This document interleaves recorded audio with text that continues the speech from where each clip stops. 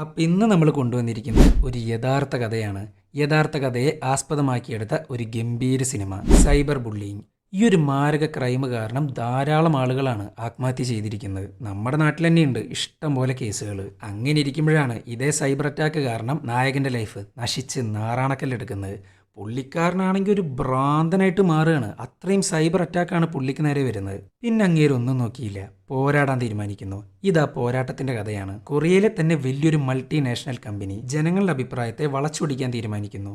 ഈ ജനങ്ങളുടെ അഭിപ്രായത്തെ വളച്ചൊടിച്ചു കഴിഞ്ഞാൽ പല പല കാര്യങ്ങളും നമ്മുടെ നാട്ടിൽ നടക്കും. രാഷ്ട്രീയക്കാരെ സ്വാധീനിക്കാൻ പറ്റും, ഏതൊരാളുടെയും ലൈഫ് ഇല്ലാണ്ടാക്കാൻ പറ്റും, ഏതൊരു കമ്പനീനെയും വളർത്താൻ പറ്റും, അങ്ങനെ നിരവധി കാര്യങ്ങൾ ചെയ്യാൻ പറ്റും. പക്ഷെ ഇതെല്ലാം ചെയ്യുന്നത്, അല്ലെങ്കിൽ ജനങ്ങളുടെ അഭിപ്രായം വളച്ചൊടിക്കുന്നത് ഒരൊറ്റ സംഗതി വെച്ചാണ്: ഇൻ്റർനെറ്റ്. ചുരുക്കി പറഞ്ഞാൽ ഇൻ്റർനെറ്റിലൂടെ വലിയൊരു ക്രൈം നടക്കുന്നു. എന്നാൽ ആളുകൾ ആരും നൊട്ടീസ് ചെയ്യാത്ത, ബോധേഡാവാത്ത ഒരു വമ്പൻ ക്രൈം. ഇത് ആ ക്രൈമിനെ കുറിച്ചുള്ള സിനിമയാണ്. പിന്നെ ഞാൻ ഓൾറെഡി പറഞ്ഞിരുന്നു, ഇതൊരു യഥാർത്ഥ സംഭവമാണ്. അതുകൊണ്ട് തന്നെ ഈ സിനിമയുടെ ക്ലൈമാക്സ് എല്ലാവർക്കും അങ്ങോട്ട് ദഹിക്കണം എന്നില്ല. എന്താണോ യഥാർത്ഥത്തിൽ നടന്നിരിക്കുന്നത് അത് തന്നെയാണ് സിനിമയുടെ ക്ലൈമാക്സിലും അവർ കാണിച്ചിരിക്കുന്നത്. പിന്നെ സിനിമയുടെ ലാസ്റ്റൊക്കെ എത്തുമ്പോൾ ഒരു ഗംഭീര ട്വിസ്റ്റ് ഉണ്ട്. അതൊന്നും ഞാനിപ്പോൾ പറയുന്നില്ല, അതൊക്കെ നിങ്ങൾ കണ്ടറിയാം. അപ്പം ഞാൻ കൂടുതലൊന്നും പറയുന്നില്ല. നിങ്ങളുടെ വിലയേറിയ അഭിപ്രായങ്ങൾ കമൻറ്റ് ബോക്സിൽ രേഖപ്പെടുത്തുക. നമുക്ക് നേരെ വീഡിയോയിലേക്ക് കടക്കാം.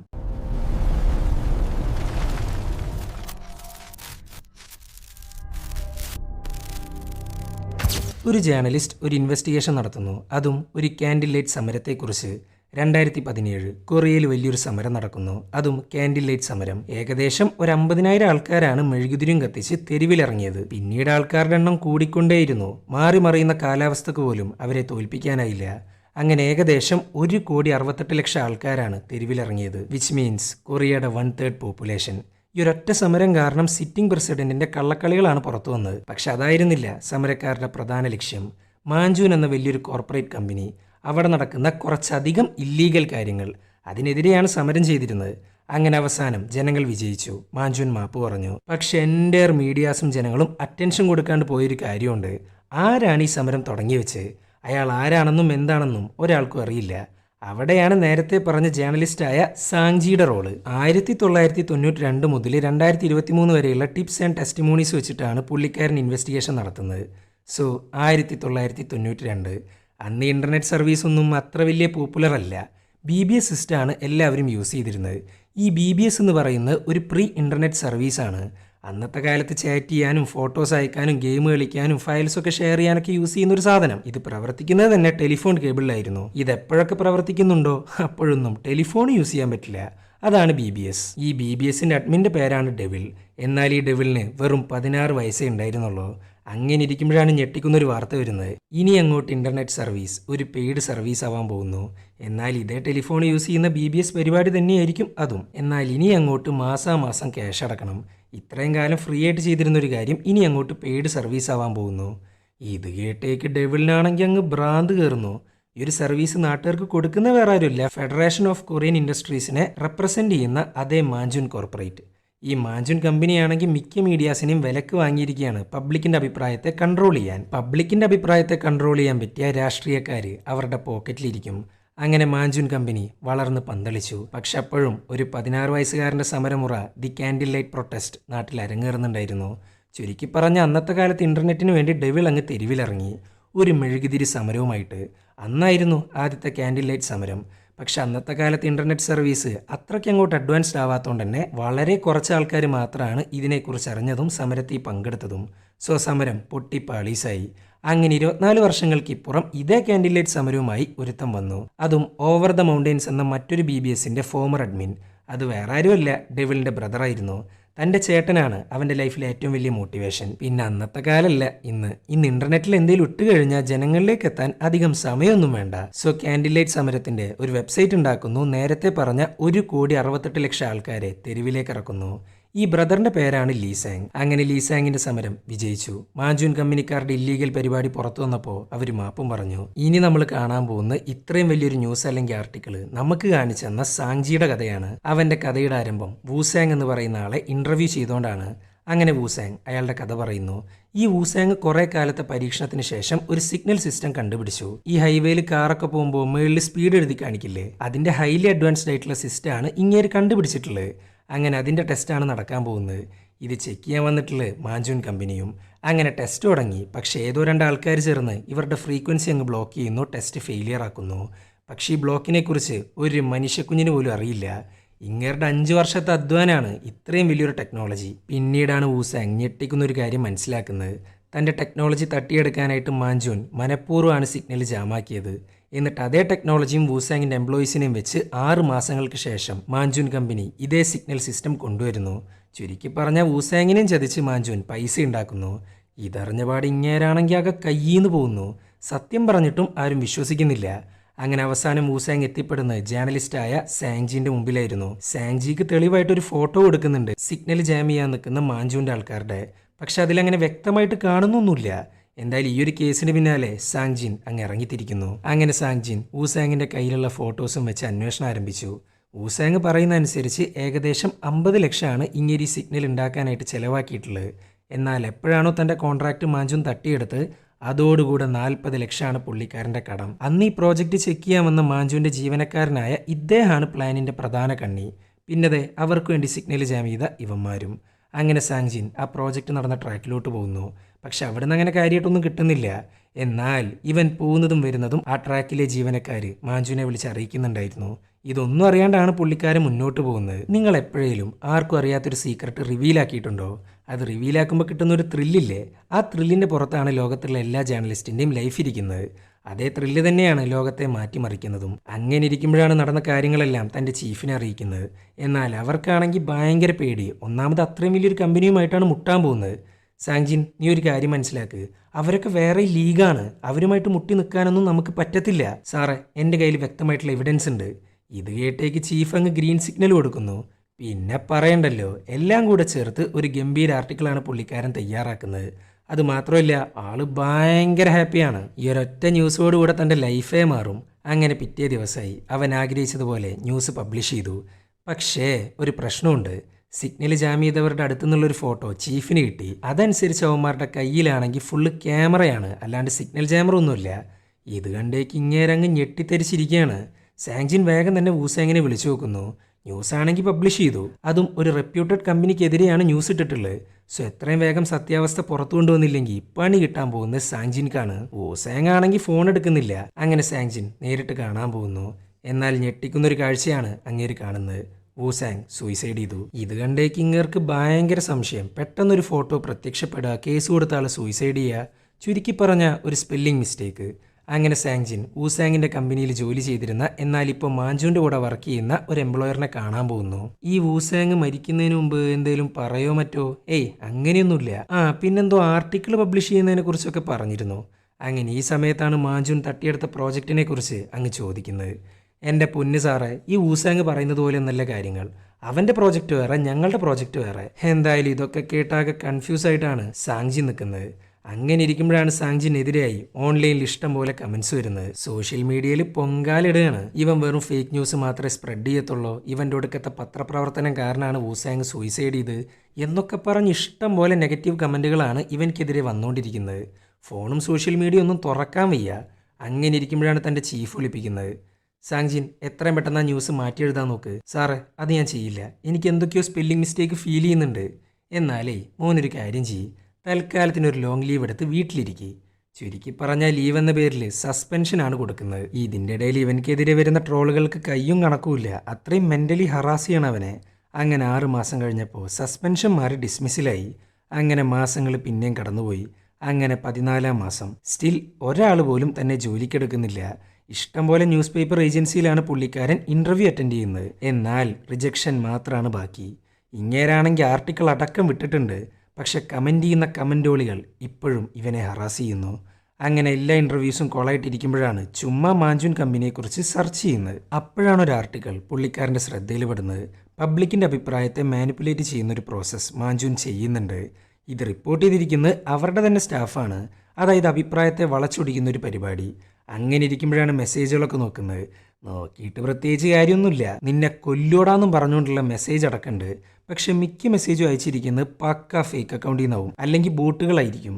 അങ്ങനെ ഈ സമയത്താണ് ഒരു പ്രൊഫസറുടെ മെസ്സേജ് കാണുന്നത്. നിങ്ങൾക്ക് വരുന്ന കമൻറ്റുകൾ, മെസ്സേജുകൾ എല്ലാം പക്ക ഫേക്കാണ്. ഇതിനെക്കുറിച്ച് എനിക്ക് സംസാരിക്കാനുണ്ട്. നീ നേരിട്ട് വരികയാണെന്നുണ്ടെങ്കിൽ എൻ്റെ കയ്യിലെ പ്രൂഫ് ഞാൻ കാണിച്ചു തരാം. ഇതാണ് ഈ പ്രൊഫസറുടെ മെസ്സേജ്. അത് മാത്രമല്ല BA MA എന്ന് വേണ്ട സകലമാന പദവികളും ഇങ്ങരുടെ പേരിലുണ്ട്. എന്നാൽ പിന്നെ നോക്കിക്കളയാന്നും കരുതി പ്രൊഫസർ പറഞ്ഞ കഫയിലോട്ട് പോകുന്നു അങ്ങേരെ മീറ്റ് ചെയ്യാനായിട്ട്. എന്നാൽ അവിടെ പ്രൊഫസറിന് പകരം ഒരു ചെറുപ്പക്കാരനായിരുന്നു. ചുരുക്കി പറഞ്ഞ പ്രൊഫസറിൻ്റെ ഐഡിയും പക്കാ ഫേക്ക്. സോറി, ഞാനൊരു ചെറുപ്പക്കാരനാന്ന് പറഞ്ഞാൽ നിങ്ങൾ ചിലപ്പോൾ വന്നൂന്ന് വരില്ല. അതുകൊണ്ടാണ് ഈ പ്രൊഫസർ നാടകം.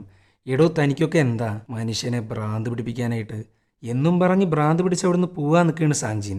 അപ്പോഴാണ് ഈ ചെറുക്കനൊരു കാര്യം പറയുന്നത്. സാങ്ജിൻ, നിങ്ങൾ ചെയ്തെല്ലാം ശരിയാന്ന് എനിക്ക് നന്നായിട്ടറിയാം. നിങ്ങളുടെ ആർട്ടിക്കിൾ വൂസാങ് അങ്ങനെല്ലാം. നിങ്ങൾക്കൊരു കാര്യം അറിയോ? പബ്ലിക് മാനിപ്പുലേഷൻ ടാക്ടിക് കൊണ്ടുവന്നത് തന്നെ ഞങ്ങളാണ്. അത് വെച്ചിട്ട് തന്നെയാണ് തൻ്റെ ആർട്ടിക്കിൾ നുണയാന്ന് പറഞ്ഞ് പരത്തിയതും. നിങ്ങൾക്ക് ഞാനൊരു അവസരം തരാം. ഞങ്ങളുടെ സ്റ്റോറി നീ പബ്ലിഷ് ചെയ്യാൻ തയ്യാറാണെങ്കിൽ നിന്റെ നിരപരാധിത്വം ഞാൻ തെളിയിക്കാം. ഓക്കെ ആണോ? ഇത് കേട്ടേക്ക് ഇങ്ങർക്ക് അത്ര വിശ്വാസമൊന്നും പോരാ. പക്ഷെ നഷ്ടപ്പെടാനായിട്ട് ഇനി ഒന്നുമില്ല. നശിച്ച് നാറാണക്കല്ലെടുത്തിരിക്കുകയാണ്. ഇനി എന്ത് നോക്കാൻ? സോക്കെ പറയുന്നു. അങ്ങനെ ആ ചെറുപ്പക്കാരൻ്റെ കഥ കേൾക്കുന്നു. അവൻ്റെ ഓരോ പേരോ ഒന്നും പറയുന്നില്ല, ജസ്റ്റ് ആ സ്റ്റോറി മാത്രം. തൽക്കാലം ഇവനെ നമുക്ക് സാം എന്ന് വിളിക്കാം. അങ്ങനെ കഥ പറച്ചിൽ ആരംഭിച്ചു.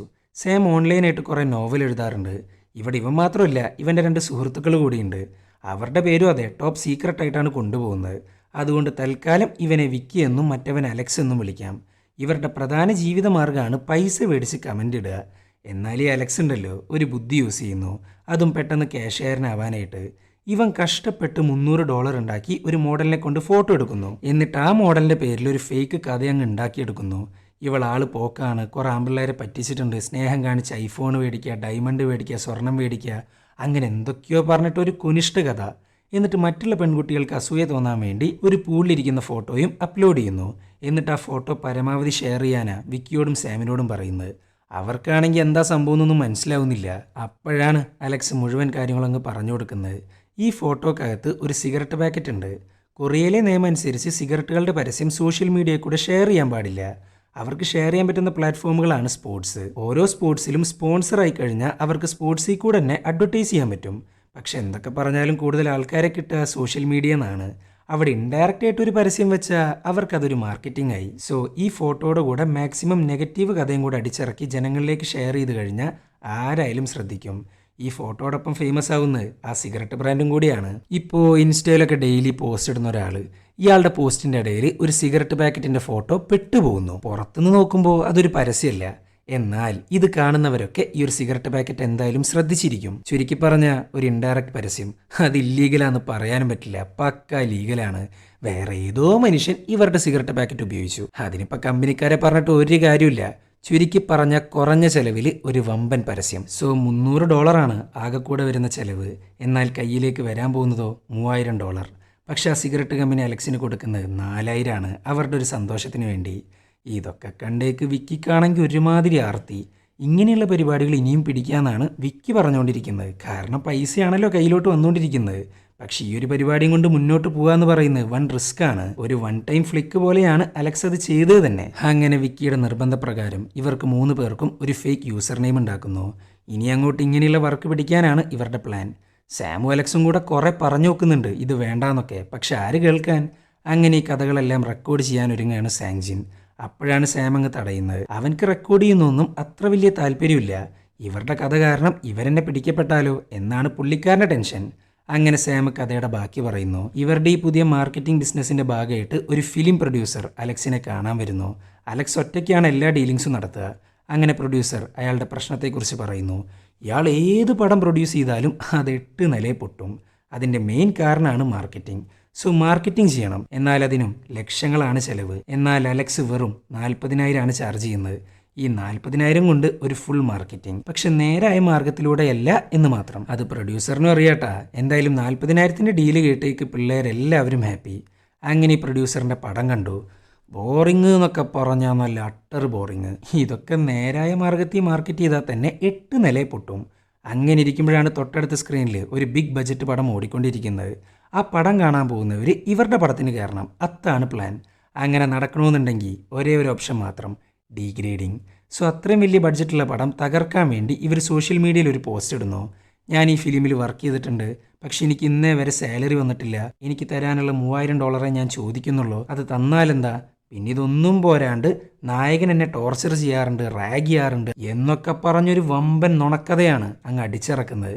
ചുരുക്കി പറഞ്ഞ പബ്ലിക് ഒപ്പീനിയൻ മാനിപ്പുലേഷൻ, പബ്ലിക്കിന്റെ അഭിപ്രായത്തെ വളച്ചൊടിക്കുക. പിന്നെ പറയണ്ടല്ലോ, ആ ഒരൊറ്റ പോസ്റ്റ് സിനിമേനെ വല്ലാതെ ബാധിച്ചു. ജനങ്ങൾക്ക് എല്ലാവർക്കും നെഗറ്റീവ് കയറാൻ തുടങ്ങി.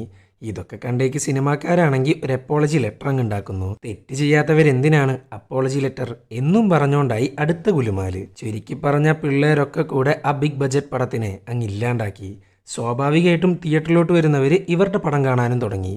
അങ്ങനെ 8 നില പൊട്ടിക്കൊണ്ടിരുന്ന പ്രൊഡ്യൂസറിന്റെ പടം അങ്ങ് വിജയിപ്പിച്ചു. കിട്ടാൻ പോകുന്ന ക്യാഷിന്റെ ത്രില്ലിലാണ് പിള്ളേര്. ഈ സമയത്ത് വിക്കി പറയാണ്, ഡേയ് ഇതങ്ങ് കണ്ടിന്യൂ ചെയ്താലേ നല്ല ക്യാഷ് വരാ. എനിക്കും അങ്ങനെയാണ് തോന്നുന്നത്. എന്നാൽ അലക്സ് ഇപ്പോഴും വേണ്ടാന്നാണ് പറയുന്നത്. അതിനകത്തൊരു മാരക റിസ്ക് ഉണ്ട്, നോക്കിയും കണ്ടും കളിച്ചില്ല എന്നുണ്ടെങ്കിൽ പണി കിട്ടും. അങ്ങനെ വിക്കി പറഞ്ഞ അനുസരിച്ച് അലക്സിൻ്റെ കൂടെ സാമും വിക്കിയും പോകുന്നു പ്രൊഡ്യൂസറിൻ്റെ കയ്യിൽ നിന്ന് പൈസ മേടിക്കാൻ. പക്ഷെ ഒരു കാര്യം ഉണ്ടായിരുന്നില്ല, ആ പ്രൊഡ്യൂസർ ഇവരെ അങ്ങ് ചതിക്കുന്നു. അതുമാത്രമല്ല, ഇവിടെ ഇരുന്ന് പൈസ ചോദിക്കുന്ന പുള്ളിക്കാരൻ അങ്ങ് റെക്കോർഡ് ചെയ്യുന്നു. എന്നിട്ട് ഒന്നും അറിയാത്തതുപോലെ ഗംഭീര അഭിനയമാണ് കാഴ്ചവെക്കുന്നത്. ഡേയ് നീയൊക്കെ കൂടുതൽ വിളഞ്ഞാലേ ഞാനിതങ്ങ് പോലീസുകാർക്ക് കൊടുക്കും, നിനക്കൊന്നും 5ൻ്റെ പൈസ ഞാൻ തരാൻ പോകുന്നില്ല. ഇതൊക്കെ കേട്ടേക്ക് ഇവർക്കാണെങ്കിൽ ഭ്രാന്ത് കയറുന്നു. പക്ഷെ ഒന്നും ചെയ്യാൻ പറ്റില്ല. അങ്ങനെ അവർ മടങ്ങിപ്പോകുന്നു. അങ്ങനെ ഇരിക്കുമ്പോഴാണ് തൽക്കാലത്തിന് സ്റ്റോറി പറച്ചിൽ അങ്ങ് നിൽക്കുന്നത്. രാത്രിയായി. സോ ബാക്കി നാളെ പറയാമെന്നും പറഞ്ഞ് 2 പേരും പിരിഞ്ഞു പോകുന്നു. എന്നാൽ സാങ്ജിൻ വീട്ടിലെത്തിയ പാട് മറ്റേ ആർട്ടിക്കിൾ ഉണ്ടല്ലോ, പബ്ലിക് ഒപ്പീനിയൻ മാനിപ്പുലേഷനെ കുറിച്ചുള്ള ആർട്ടിക്കിൾ, മാഞ്ചുവിൻ്റെ സ്റ്റാഫ് എഴുതിയ ആർട്ടിക്കിൾ, അതങ്ങ് എടുത്തു നോക്കുന്നു. അതിനകത്തുണ്ട് മാഞ്ചുൻ കമ്പനിയിലെ ഒരു പ്രത്യേക പോസ്റ്റിനെ കുറിച്ച്. ഈ പോസ്റ്റിലേക്ക് കയറുന്നവർക്ക് കമ്പ്യൂട്ടർ യൂസ് ചെയ്യാൻ നന്നായിട്ട് അറിയണം. അറിയാമെന്ന് മാത്രമല്ല, സോഷ്യൽ മീഡിയ നല്ല കിടിലനായിട്ട് ഹാൻഡിൽ ചെയ്യണം. എന്നാൽ അത് നല്ല കാര്യത്തിനല്ല, ആളുകളുടെ അഭിപ്രായത്തെ വളച്ചൊടിക്കാൻ വേണ്ടിയിട്ട്. ഇങ്ങനെ ട്രോളും മാനിപ്പുലേഷനൊക്കെ നടത്തുന്നവർക്ക് ഒരു പേരും നൽകിയിട്ടുണ്ട് ഇവർ, ദി ട്രോൾ ഫാക്ടറി. അങ്ങനെ പിറ്റേ ദിവസമായി സാങ്ജിൻ സാമിനെ കാണാൻ പോകുന്നു. നിങ്ങൾ 3 പേരും ആദ്യമായിട്ട് എങ്ങനെയാണ് കണ്ടുമുട്ടുന്നത്? നാഗജിമ മിനോറു എന്ന് പറയുന്നൊരു ജാപ്പനീസ് മാങ്ക ആർട്ടിസ്റ്റ് ഉണ്ട്, അയാളുടെ ഫാനായിരുന്നു ഞാൻ. സോ ഫാൻ ക്ലബ്ബിൽ ജോയിൻ ചെയ്തു. അവിടുന്ന് ഞങ്ങൾ ആദ്യമായിട്ട് കാണുന്നത്. പക്ഷെ ആ ഫാൻ ക്ലബ്ബൊന്നും ഇപ്പം ഇല്ല എന്നും പറഞ്ഞ് കഥയുടെ ബാക്കി പറയുന്നു. ഈ ഒരൊറ്റ പ്രൊഡ്യൂസറിൻ്റെ കേസിൽ നല്ല പേടിയിട്ടുണ്ട് ഇവർക്ക്, പിടിക്കപ്പെടുമെന്ന്. അങ്ങനെ ആ ഒരു ഭയത്തിൽ നിൽക്കുമ്പോഴാണ് കുറേ ആൾക്കാർ ചേർന്ന് അലക്സിനെ അങ്ങ് വളയുന്നത്. വളയാന്ന് മാത്രമല്ല, അങ്ങ് കൊണ്ടുപോകുന്നു. പോലീസാന്ന് വിചാരിച്ച് പേടിച്ചിരിക്കുകയാണ് അലക്സ്. എന്നാൽ അവൻ്റെ ഫ്രണ്ടിലോട്ട് വരുന്ന പോലീസും പട്ടാളമൊന്നുമില്ല, ഒരു ഒന്നാന്തരം ബിസിനസ് മാഗ്നറ്റാണ്. അലക്സ്, നിന്നെക്കുറിച്ചും നിൻ്റെ ടീമിനെക്കുറിച്ചും ഞാൻ ധാരാളം കേട്ടു. ആ സിഗരറ്റ് കമ്പനിക്കാർ $4000 തന്ന്, എന്നിട്ട് അതും വെച്ച് അവർ മില്യൺസ് ഉണ്ടാക്കുന്നു. പിന്നെ നിൻ്റെയൊക്കെ പ്രൊഡ്യൂസർ 40,000 പറ്റിക്കുകയും ചെയ്തു.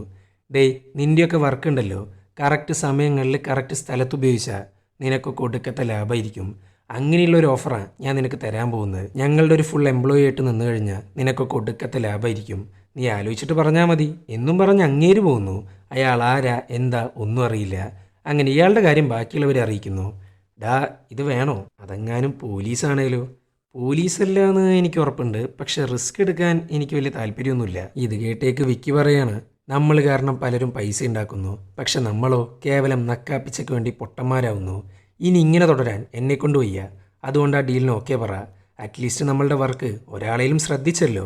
സോ ഒരു തെളിവില്ലാണ്ട് നമ്മളിത് ചെയ്യുന്നു. ഇത് കേട്ടേക്ക് കൂടെ നിൽക്കുക എന്നല്ലാണ്ട് അവർക്ക് വേറെ ഓപ്ഷനില്ല. അങ്ങനെ അലക്സിനെ കാണാൻ വന്ന ബിസിനസ്മാൻ അവർക്ക് ആദ്യത്തെ ടാസ്ക് കൊടുത്തു. ലീ എന്ന പെൺകുട്ടി ഒരു ഓർഡിനറി സോഷ്യൽ മീഡിയ അഡിക്റ്റാണ്. ഫേമസ് ആവാൻ നല്ല താല്പര്യമുണ്ട്. അതുമാത്രമല്ല അത്യാവശ്യം സോഷ്യൽ സർവീസൊക്കെ ചെയ്യുന്നുണ്ട്. പക്ഷെ ആളുകളൊന്നും അങ്ങനെ തിരിച്ചറിയുന്നില്ല. എന്നാൽ അവളുടെ അച്ഛൻ ഒരു സോഷ്യൽ ആക്ടിവിസ്റ്റാണ്. ഏത് ഇല്ലീഗൽ കാര്യത്തിനും അങ്ങേരൊറ്റയ്ക്കാണ് സമരം ചെയ്യുക. ഒരു 1 മാൻ പ്രൊട്ടസ്റ്റ്. അതിൻ്റെ പേരിൽ റെക്കോർഡ് അടക്കണ്ട് പുള്ളിക്കാരന്. ഈ അച്ഛൻ തന്നെയാണ് ലീയുടെ ഏറ്റവും വലിയ ഇൻസ്പിരേഷനും. പക്ഷെ അച്ഛനിൽ നിന്ന് വ്യത്യസ്തമായ ഒരു കാര്യം മകൾക്കുണ്ടായിരുന്നു, അറ്റൻഷൻ സീക്കിംഗ്. ബാക്കിയുള്ളവരുടെ ശ്രദ്ധ പിടിച്ചു പറ്റാൻ മാക്സിമം ശ്രമിച്ചുകൊണ്ടിരിക്കുകയാണ് അവള്. ബട്ട് നോ രക്ഷ.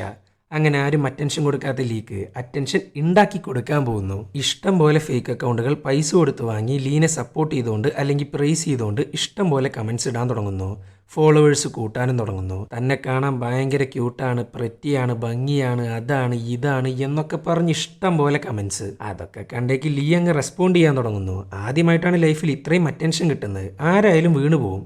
എന്തിന്, പുള്ളിക്കാര്യത്തിൽ ലൈവ് അടക്കം വരുന്നു. അങ്ങനെ ലൈവിൽ നിന്നൊരു സ്ക്രീൻഷോട്ട് എടുത്ത് എല്ലാ സൈറ്റിലും അപ്ലോഡ് ചെയ്യാനാണ് വിക്കി പറയുന്നത്, അഡൽട്ട് സൈറ്റിലടക്കം. ഇത് കേട്ടേക്ക് അലക്സ് ആണെങ്കിൽ അത് വേണോ എന്നാണ് ചോദിക്കുന്നത്. കാര്യങ്ങളെല്ലാം കയ്യിൽ നിന്ന് പോകുന്നുണ്ടോ എന്നൊരു പേടിയുണ്ട് പുള്ളിക്കാരന്. എന്തായാലും തനിക്ക് വരുന്ന കമൻറ്റുകൾ കാരണം ഡെയിലി പോസ്റ്റ് ഇട്ടുകൊണ്ടിരിക്കുകയാണ് ലീ. ഈ സോഷ്യൽ മീഡിയ മോഡലാവുക എന്ന് പറയുന്നത് അങ്ങനെ ചുമ്മാ കിട്ടുന്നൊരു കാര്യമല്ല. എല്ലാവർക്കും അത് പറ്റണമെന്നില്ല. ഇപ്പറഞ്ഞ പറ്റാത്ത കാറ്റഗറിയിൽ പെട്ട ഒരാളാണ് ലീ. സോ ഡെയിലി പോസ്റ്റ് ഇടുമ്പോൾ ഫേക്ക് അക്കൗണ്ട് അല്ലാത്ത റിയൽ ആൾക്കാർക്ക് അതൊരു കല്ലുകടി തന്നെയാണ്. അതുകൊണ്ട് പിന്നീട് അങ്ങോട്ട് വരുന്ന കമൻസ് കട്ട നെഗ്ഗായിരുന്നു. നെഗ് എന്നൊക്കെ പറഞ്ഞ ആസ്ഥാന നെഗറ്റീവ്. ഒരു മനുഷ്യന് താങ്ങാനാവാത്ത വിധം സൈബർ അറ്റാക്ക് കിട്ടുന്നു. ഇത് തന്നെയാണ് പിള്ളേരുടെ പ്ലാനും. പക്ഷേ ഇവിടെ ചെറിയൊരു ട്വിസ്റ്റ് ഉണ്ട്. ഇവന്മാരുടെ യഥാർത്ഥ ലക്ഷ്യം ലീയുടെ അച്ഛനായിരുന്നു. ഡീഫേമേഷൻ ലോക്കെതിരെ സമരം നടത്തുന്ന ഒരാളാണ് പുള്ളിക്കാരൻ. ആ സമരം ഇല്ലാണ്ടാക്കണം. അതിനാണ് ബിസിനസ്മാൻ ഇവരെ കാണാൻ വന്നത്.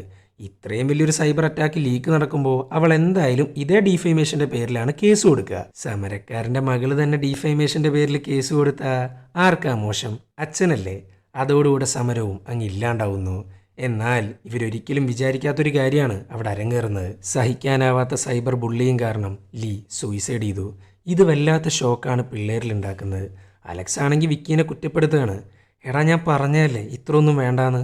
നീ എന്തീ പറയുന്നത്? ആ ലീക്ക് ചിലപ്പോൾ വേറെ എന്തെങ്കിലും കാരണം ഉണ്ടാവും. അല്ലാണ്ട് നമ്മളൊന്നുമില്ല സൂയിസൈഡ് ചെയ്യാൻ കാരണം.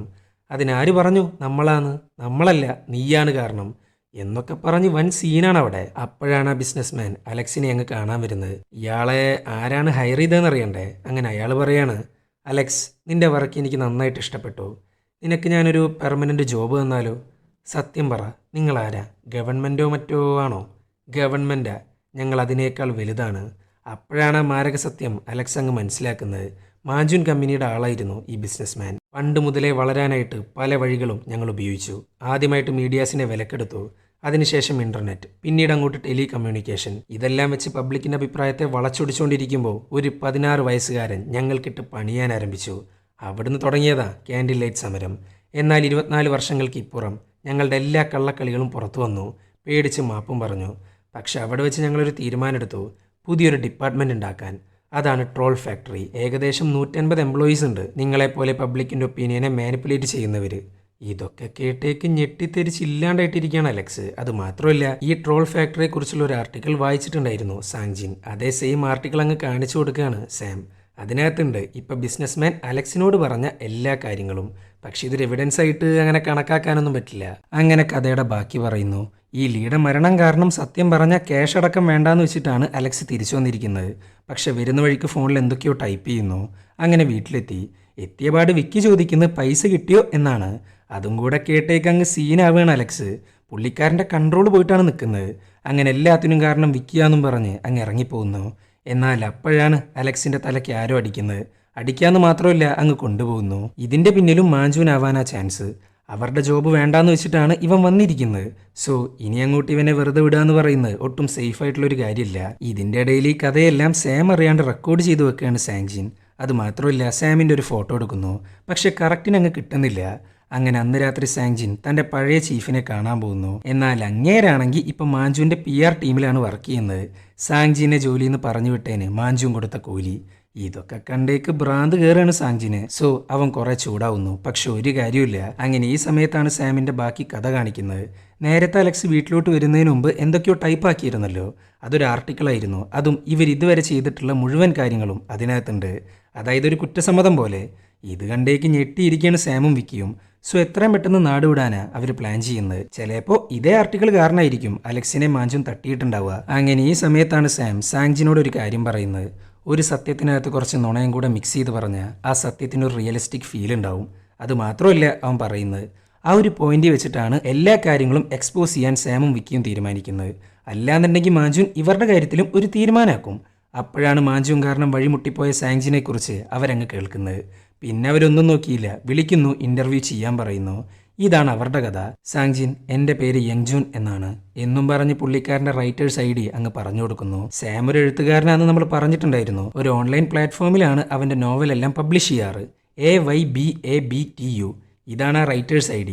അങ്ങനെ സാങ്ജിനാണെങ്കിൽ മറ്റൊരു ന്യൂസ് പേപ്പർ ഏജൻസിയിലോട്ട് പോകുന്നു. എന്നിട്ട് ഇതുവരെ ശേഖരിച്ച എല്ലാ കാര്യങ്ങളും അവിടുത്തെ ചീഫിനെ അങ്ങ് കാണിച്ചു കൊടുക്കുന്നു. എന്നാൽ അവർക്കാണെങ്കിൽ നല്ല പേടിയുണ്ട്, ഇതിൻ്റെ പിന്നാലെ പോയ പണി കിട്ടുമെന്ന്. പക്ഷെ ഇവർ കണ്ടുപിടിച്ച ആർട്ടിക്കിൾ ഉണ്ടല്ലോ, ട്രോൾ ഫാക്ടറിയെ കുറിച്ചുള്ള ആർട്ടിക്കിൾ, അതുകൊണ്ട് മാത്രം ഒരു 50% ചാൻസ് ഉണ്ട്. അങ്ങനെ ആ ചാൻസ് എടുക്കാനൊരുങ്ങാണ് ചീഫ്. അങ്ങനെ അന്ന് രാത്രി സാങ്ജിൻ ഇതുവരെ വന്നിട്ടുള്ള എല്ലാ കമൻറ്റുകളും നോട്ട് ചെയ്യുന്നു. ഓരോ അക്കൗണ്ടിൽ നിന്ന് തന്നെ പല പോസ്റ്റുകൾക്ക് നെഗറ്റീവ് കമൻറ്റ്സ് കുറേ പോയിട്ടുണ്ട്. സോ റിപ്പീറ്റഡ് ആയിട്ടുള്ള അക്കൗണ്ടുകൾ നോട്ട് ചെയ്യുന്നു. അങ്ങനെ സാങ്ജിൻ മാഞ്ചുൻ കമ്പനിയിലേക്ക് അങ്ങ് വിളിക്കുന്നു. ഹലോ, മാഞ്ചുൻ കോർപ്പറേറ്റ് അല്ലേ? എനിക്ക് നിങ്ങളുടെ പബ്ലിക് ഒപ്പീനിയൻ ടീമുമായിട്ടൊന്ന് സംസാരിക്കണം. ഇത് കേട്ടേക്ക് ഇവർക്കാണെങ്കിൽ ഒന്നും പറയാൻ കിട്ടുന്നില്ല. അങ്ങനൊരു ഡിപ്പാർട്ട്മെൻറ്റ് ഇവിടെ ഇല്ലല്ലോ. ഇതാരാ സംസാരിക്കുന്നത്? എൻ്റെ പേര് സാങ്ജിൻ. എടാ സാങ്ജിൻ, നിനക്ക് കിട്ടിയതൊന്നും പോരെ, മേലാൽ ഇങ്ങോട്ട് വിളിക്കരുത്. ആ ഒരൊറ്റ ഡയലോഗിൽ നിന്ന് മനസ്സിലായി പബ്ലിക് ഒപ്പീനിയൻ മാനിപ്പുലേറ്റ് ചെയ്യുന്നൊരു ഡിപ്പാർട്ട്മെൻറ്റ് അവർക്കുണ്ട് എന്നുള്ളത്. അങ്ങനെ ഇരിക്കുമ്പോഴാണ് തൻ്റെ പുതിയ ചീഫിൻ്റെ മെസ്സേജ് വരുന്നത്. അതും നിൻ്റെ സ്റ്റോറി പബ്ലിഷ് ചെയ്യാൻ തയ്യാറാണ് എന്നും പറഞ്ഞുകൊണ്ട്. ഇവൻ പിന്നെ ഒന്നും നോക്കിയില്ല, നേരെ ചീഫിനെ കാണാൻ പോകുന്നു. ചീഫ്, ഞാൻ പറയുന്നൊന്ന് കേൾക്ക്. ഇതിപ്പോൾ തന്നെ പബ്ലിഷ് ചെയ്യണ്ട. നമുക്കിനിയും കുറച്ച് കാര്യങ്ങളൊക്കെ വെരിഫൈ ചെയ്യാനുണ്ട്. അത് കഴിഞ്ഞതിന് ശേഷം നമുക്ക് പ്രസിദ്ധീകരിക്കാം. പക്ഷേ ചീഫാണെങ്കിൽ എന്ത് പറഞ്ഞിട്ടും സമ്മതിക്കുന്നില്ല. പണ്ടത്തെ ഗതികേട് ഇനിയും വരാൻ പാടില്ല എന്നും കരുതിയിട്ടാണ് പുള്ളിക്കാരൻ ഇത് പറയുന്നത്. പക്ഷെ ആര് കേൾക്കാൻ? ഉള്ള തെളിവും വെച്ച് എഴുതാനാ ചീഫ് പറയുന്നത്. അങ്ങനെ എഴുതുന്നു, പബ്ലിഷ് ചെയ്യുന്നു. പിറ്റേ ദിവസം പത്രത്തിലെ പ്രധാന വാർത്ത മാഞ്ചൂൻ കോർപ്പറേറ്റ് കമ്പനിയിലെ പബ്ലിക് ഒപ്പീനിയൻ മാനിപ്പുലേഷൻ ഡിപ്പാർട്ട്മെൻറ്റിനെ കുറിച്ചായിരുന്നു. അങ്ങനെ എല്ലാം പുറത്തു വന്നതിൻ്റെ സന്തോഷത്തിലിരിക്കുമ്പോഴാണ് ആ മാരക ടെസ്റ്റ് അങ്ങ് റിവീലാവുന്നത്. ഇവൻ വെറുതെ സാമ് കൊടുത്ത മറ്റേ യൂസർ നെയിം ഉണ്ടല്ലോ, റൈറ്റിംഗ് പ്ലാറ്റ്ഫോമിലെ യൂസർ നെയിം, അതങ്ങ് അടിച്ചു നോക്കുന്നു. നോക്കുമ്പോൾ ആ യൂസർ നെയിമിൽ ഒരു നോവലുണ്ട്. അത് വായിച്ച പാട് ഞെട്ടിത്തരിച്ചില്ലാണ്ടാവുകയാണ് സാങ്ജിൻ. കാരണം അവൻ ഇത്രയും കാലം സാമുമായിട്ട് നടത്തിയ മുഴുവൻ കൂടിക്കാഴ്ചയും ഒരു നോവൽ രൂപത്തിൽ എഴുതിയിരിക്കുന്നു.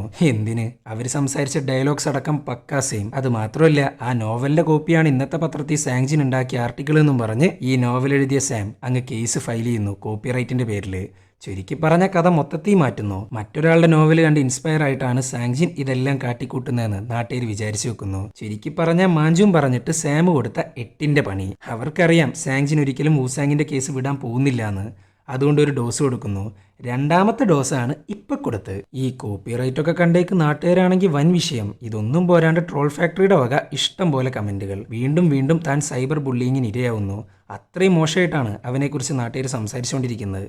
ഇവനൊരു ജേർണലിസ്റ്റ് ആണോ? വെറും വേസ്റ്റ് ആണ്. ഇങ്ങനെയുള്ള ആളുകളെ വെടിവെച്ച് കൊല്ലണം എന്നൊക്കെ പറഞ്ഞ് വൻ സീന് കമന്റുകളാണ് വന്നുകൊണ്ടിരിക്കുന്നത്. ചുരുക്കി പറഞ്ഞ് അതേ പബ്ലിക് ഒപ്പീനിയൻ മാനിപ്പുലേഷൻ വെച്ച് പണി കൊടുത്തിരിക്കുന്നു. അതിൻ്റെ ഇരയായി മാറുകയാണ് സാങ്ജിൻ. അവനാകെ കയ്യിന്ന് പോയിട്ടാണ് ഇരിക്കുന്നത്. അവൻ മാത്രമല്ല, ഈ ന്യൂസ് പബ്ലിഷ് ചെയ്ത പത്ര ഏജൻസിയും പെട്ട അവസ്ഥയിലാണ് ഇരിക്കുന്നത്. എന്തായാലും മാഞ്ചൂൻ സാമിനെയും കൂട്ടുപിടിച്ച് ഒരു ഗംഭീര പണിയാണ് കൊടുത്തിട്ടുള്ളത്. ഓൾറെഡി മാഞ്ചൂനിലെ ട്രോൾ ഫാക്ടറിയെ കുറിച്ച് അവരുടെ സ്റ്റാഫ് എഴുതിയിട്ടുള്ള ആർട്ടിക്കിൾ ഉണ്ട്. ആ ആർട്ടിക്കിൾ ആണെങ്കിൽ ഭയങ്കര വൈറലും.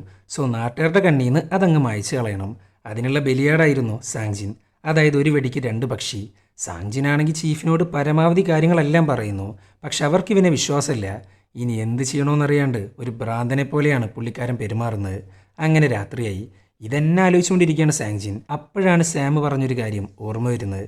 ഒരു സത്യത്തിൻ്റെ കൂടെ കുറച്ച് നുണയും കൂടെ മിക്സ് ചെയ്ത് പറഞ്ഞാൽ അതൊരു റിയലിസ്റ്റിക് സത്യമായിട്ട് മാറും. വിച്ച് മീൻസ് അവൻ പറഞ്ഞ കഥ എല്ലാം ഫേക്കല്ല, അതിലെവിടെയോ സത്യമുണ്ട്. ആ സത്യമാണ് മറ്റേ യൂസർ നെയിം AYBABTU. അതിനെക്കുറിച്ച് സെർച്ച് ചെയ്തപ്പോൾ ഒരു കാര്യം മനസ്സിലായി. ഇതൊരു ഫേമസ് മീമാണ്. അതും ഒരു ജാപ്പനീസ് ഗെയിമിലെ ഒരു dialogue. All your base are belong to us എന്നാണ് അതിൻ്റെ ഫുൾ ഫോം.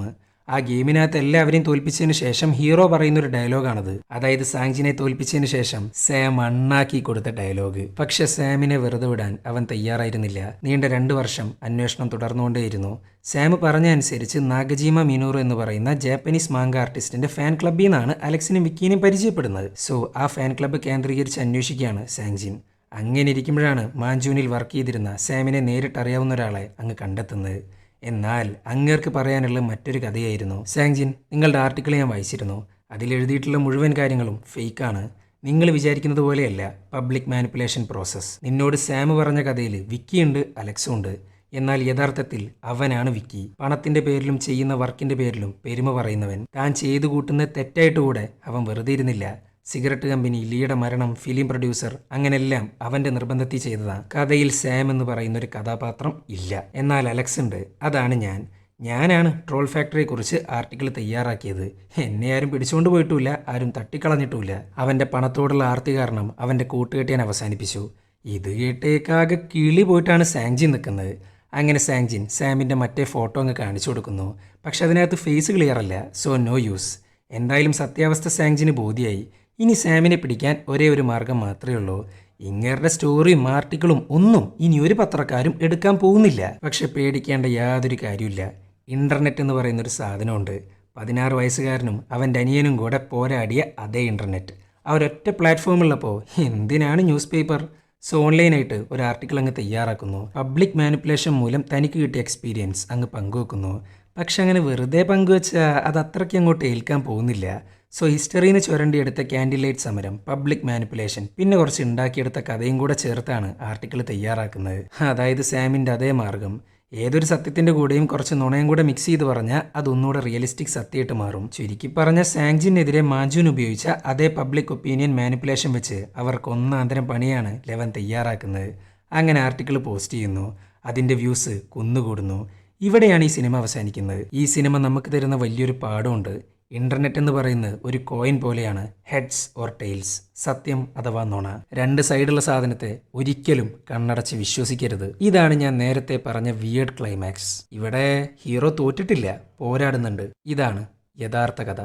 യഥാർത്ഥ കഥയെ അങ്ങനെ തന്നെ ചിത്രീകരിച്ചു. സോ ഈ സിനിമയെക്കുറിച്ചുള്ള നിങ്ങളുടെ അഭിപ്രായം കമൻറ്റ് ബോക്സിൽ രേഖപ്പെടുത്തുക.